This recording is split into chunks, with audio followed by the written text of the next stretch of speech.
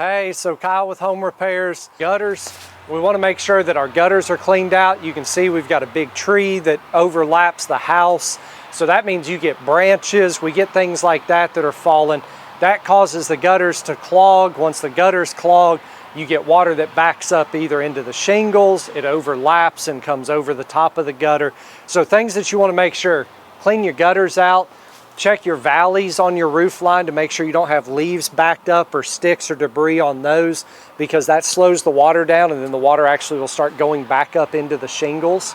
So those are things we want to make sure your roof line's clear, your gutters are clear. And then another big thing is to make sure you've got water going away from the house. So many times what you see is nothing that's keeping the water to move away, so water sits in on the foundation.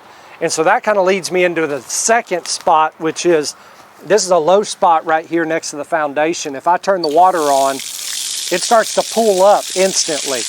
And as it pulls up, it starts to actually run back to the foundation. Again, that's not a problem in the summertime when we don't have a lot of rain.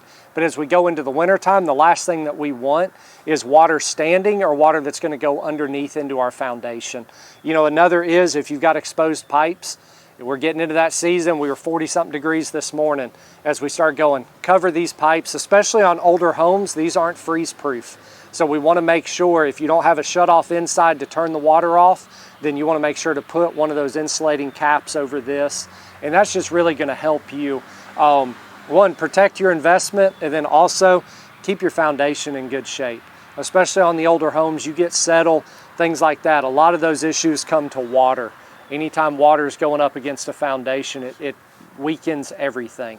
So that's kind of where we are as far as ways to protect the exterior of your house. That's a good first step of things to check as we change seasons.